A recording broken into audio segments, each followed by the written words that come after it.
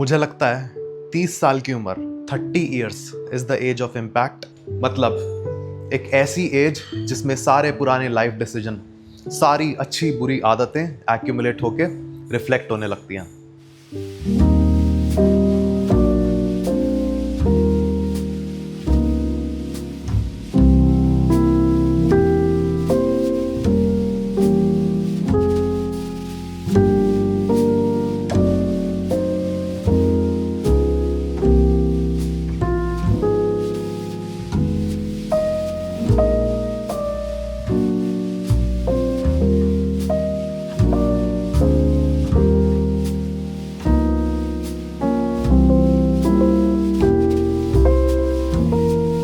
Perfect spot आ गया। Let's go. अब जो लोग मुझे देखते हैं, फॉलो करते हैं, मैक्सिमम लोग मुझसे एज में छोटे ही होंगे। तो एक एडवाइस बोलूं या फिर मैं अपनी स्टोरी शेयर करता हूं, एग्जाम्पल देके बताता हूं। अगर सीधी बात है, टीनेज टाइम में, अर्ली 20s में कुछ पता नहीं लगता है।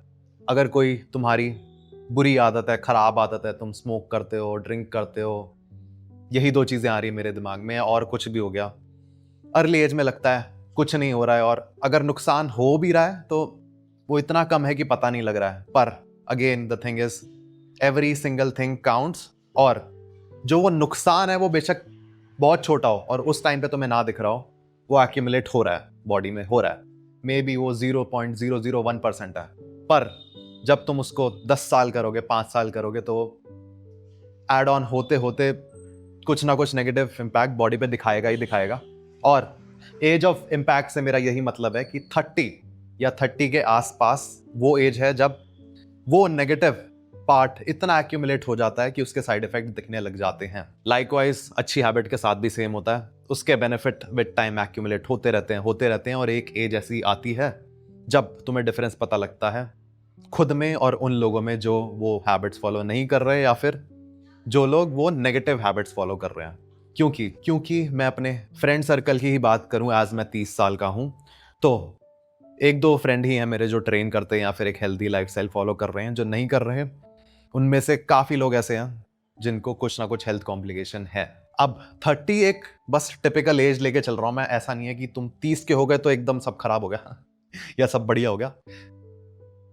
समझ गया तुम मेरा पॉइंट। और इस कहानी का निष्कर्ष यही है, जो भी हेल्दी हैबिट्स, पॉजिटिव हैबिट्स हैं, उन पे स्टिक करो, क्योंकि आज नहीं तो कल वो डिफरेंस क्रिएट करेंगी ही करेंगी। और जो नेगेटिव हैबिट्स हैं उनको छोड़ दो, क्योंकि वो बुरी आदतें कुछ ना कुछ नेगेटिव इम्पैक्ट बॉडी पे छोड़ जाएंगी, और वो तुम्हें रियलाइज होगा एक एज पे जाके। उससे पहले कुछ नहीं दिखेगा, कुछ नहीं पता लगेगा। एंड ये मैसेज, ये रिमाइंडर मेरे खुद के लिए भी है, क्योंकि मुझे भी काफ़ी चीज़ें सही करनी है। चलो, ये देखो, मतलब इसमें ऐसा सच कुछ दिखाने का नहीं है, बट न्यूट्राबे ने पैकेजिंग चेंज करी है अपनी। ऑल्दो ये सिर्फ टेप का कलर ही चेंज करा है, बट बहुत सही लग रहा है। और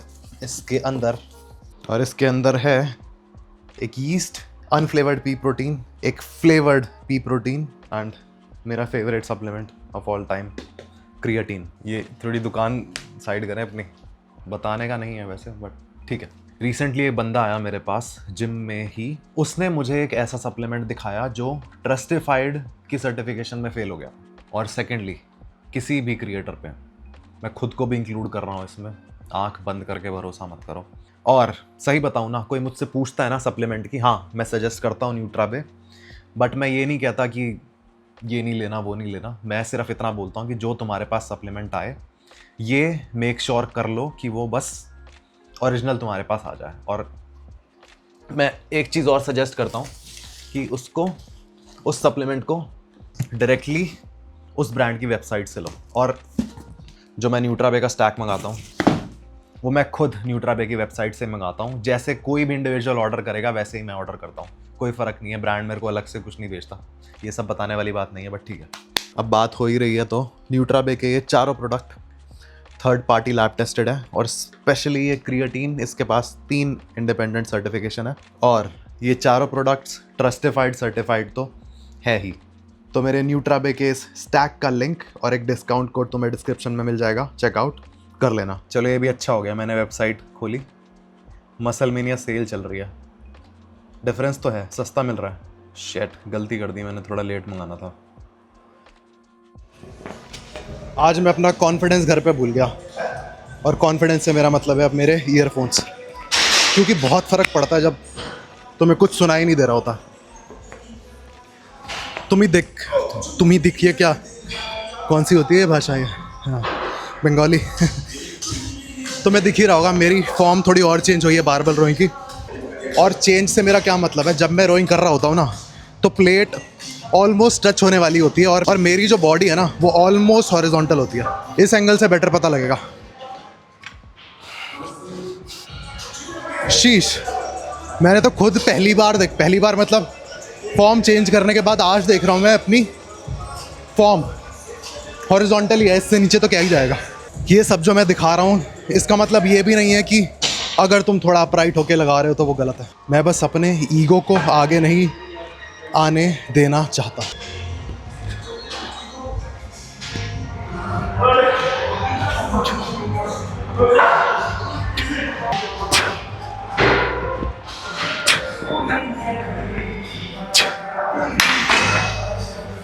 क्या सेट था। लास्ट वीडियो पे कमेंट था मेरी हुडी को लेके कि मैं गर्मियों में हुडी क्यों पहनता हूँ। हुडी मैं बस इसलिए पहनता हूँ ताकि मेरी बॉडी, मेरे जॉइंट्स गर्म रहें। और होता क्या है, जितने ठंडे इन्वायरमेंट में ट्रेन करोगे ना उतनी जल्दी इंजरी हो जाएगी। और मैंने एक हैक निकाला है जो आज काम नहीं कर रहा है, क्योंकि मेरा ये एरिया एक्सपोज है, फोरआर्म वाला। हैक ये है कि मैंने कंप्रेशन ली किप्स्ता की, घर पे पड़ी थी एक फटी हुई, यहाँ से फटी हुई थी वो हाथ से, तो मैंने उसको काट के टी शर्ट बना ली।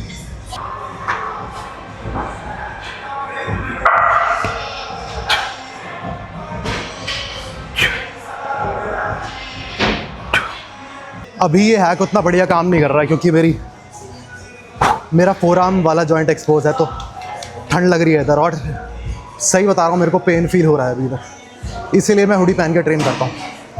और सही बताऊँ ना तो दिल्ली का ये एरिया नॉर्थ वेस्ट, मैंने दिल्ली में पता नहीं कितने जिम्स में ट्रेन करा है, दिल्ली के बाहर भी करा है, मुंबई, देहरादून, जहाँ भी मैं गया हूँ, लीस्ट फेवरेबल एरिया है ये शूट करने के लिए या फिर ट्रेन करने के लिए भी। मैं कंप्लेन नहीं कर रहा हूँ, बस बता रहा हूँ। ट्रेन करने के लिए इसलिए क्योंकि जिम ठंडे रहते हैं बहुत ज़्यादा, और शूट करने के लिए इसलिए क्योंकि पता नहीं ऐसा क्यों है, कहीं पे भी अगेन वही बात है, सिर्फ इसी दिल्ली के इसी एरिया में जिम्स भरे रहते हैं। अभी लास्ट तो मैंने मुंबई में ट्रेन करा है और उससे पहले देहरादून करा। दोनों ही जगह मेरे को ये नहीं बोलना पड़ा कि वॉल्यूम कम कर दो, एसी कम कर दो, नहीं, वहाँ ये रिवाज है ही नहीं। ये शायद पार्ट में काट दूंगा।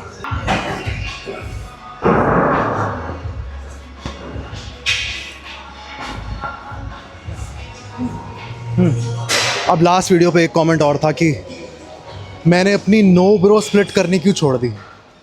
तो सच बताऊं मेरे साथ क्या होता है, मैं कोई और स्प्लिट पकड़ता हूँ फिर दोबारा घूम फिर के इसी पे आ जाता हूँ। क्योंकि होता क्या है, जब मैं फ्रीक्वेंसी कम करता हूँ, ब्रो स्प्लिट पे जाता हूँ, तब दिमाग में वो चीज़ आती है कि यार मसल हफ्ते में एक ही बार ट्रेन हो रही है। और जब मैं पुश पुल लेग्स पे जाता हूँ तो मैं सारी मसल कवर नहीं कर पाता, और स्पेशली मेरा पुल डे बहुत हेक्टिक हो जाता है क्योंकि मेरे को बैक बाइसेप तो ट्रेन करने हैं ही, फोरआर्म भी ट्रेन करने हैं, ट्रैप्स भी ट्रेन करने हैं, रियर डेल्ट भी ट्रेन करने हैं, तो नहीं हो पाता। अभी मैं दोबारा घूम के फिर से अपनी 4 दिन की नो ब्रो स्प्लिट पे आ गया। अब थोड़े दिन बाद ऐसे ही होगा, फिर दिमाग में आएगा कि यार ब्रो करके ब्रो स्प्लिट करता हूँ, फिर 1 महीना करूँगा, फिर छोड़ दूँगा, पर घूम फिर के मैं यहीं आ जाता हूँ। ओके, और ऐसा भी नहीं है, जो एक कहानी मैंने अभी बताई पुश पुल लेग्स या ब्रो स्प्लिट वाली, ये हर बंदे पे अप्लाई हो, क्योंकि मुझे लगता है ये चीज़ फिज़िकल से ज़्यादा साइकोलॉजिकल है कि मसल्स के पूरी, मतलब मेरे दिमाग में ये है कि मैं कुछ छोड़ूँ ना।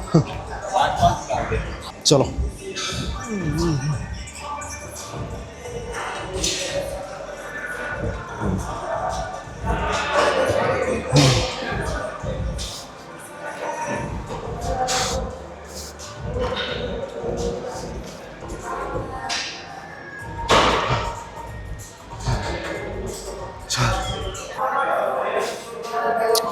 भाई फट जाती है इस एक्सरसाइज में।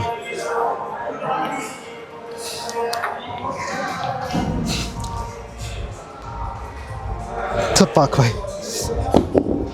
क्योंकि दर्द होता रहता है पर उस दर्द में रेप्स भी निकलते रहते हैं।